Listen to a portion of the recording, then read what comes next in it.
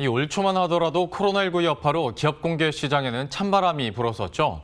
이런 분위기를 뒤바꿔 놓은 게 바로 SK바이오팜이었습니다. NH투자증권이 대표 상장 주관을 맡은 SK바이오팜에는 이 공모시장 역사상 가장 많은 청약 증거금이 모여 이 공모주 청약 열풍에 불씨를 튀었는데요. 이 코로나라는 변수 속에 이런 결과가 가능했던 이유는 무엇일까요? MTN이 마련한 송년기획, 증권사 IPO 전성시대 릴레이 인터뷰 그 세 번째 순서로 NH투자증권의 김준곤 ECM 본부장을 김혜수 기자가 만나봤습니다. 올해 공모 시장의 분위기를 바꿔놓은 SK바이오팜. 청약 공모 당시 일반 투자자의 경쟁률은 323대 1, 청약 증거금만 31조 원에 달했습니다.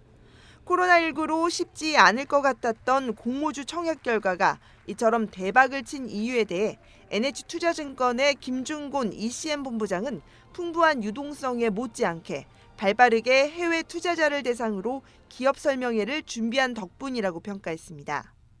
특히 이제 해외 투자자들에 대한 이제 IR이 이제 상당히 필요한 편인데, 어쨌든 이제 그 출장을 나가서 과거처럼 IR을 진행할 수 있는 이런 여건은 안 됐어요.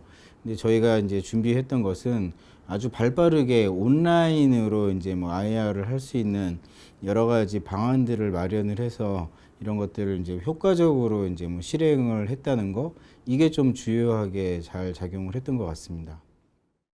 국내 기관 투자자들의 수요 역시 적지 않았다는 점이 이런 대형 기업 공개를 주저없이 추진할 수 있었던 배경이라고 봤습니다. 딜을 추진을 할 수 있었던 것이 국내 기관 투자자들한테 왕성한 수요가 있다, 이런 점들을 이제 조기에 발견을 할 수가 있었고요. 그래서 그런 국내 기관 투자자 수요를 이제 믿고 그 딜을 이제 성공을 해서 진행을 해서 이제 성공을 했던 이런 케이스라고 볼 수가 있겠는데요. 성공적인 상장 뒤에 투자 열기가 과열되면서 오히려 거품 논란도 있었지만 실상 NH투자증권은 업계에서 보수적으로 공모 가격을 제시한다는 평가도 받습니다.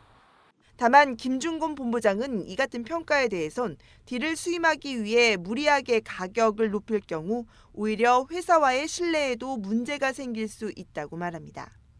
아무래도 딜을 수임을 하는 데는 공격적으로 제안을 하는 것이 유리한 거는 맞지만, 이게 이제 이 딜을 수행하는 과정에서 실제로 그 가격으로 딜을 이제 수행할 수 없게 되면 고객과의 이제 신뢰관계에 이제 금이 갈 수도 있는 것이고.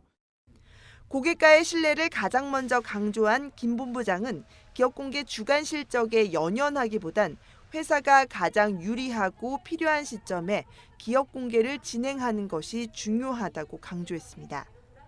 내년 전망에 대해선 통화 정책과 함께 재정 정책이 더해지면서 일부 섹터에서는 실적, 업황 개선이 기대되는 종목이 있을 것이라고 봤습니다.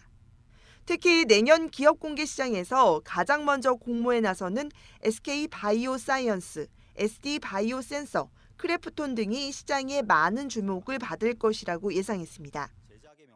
머니투데이 방송 김혜수입니다.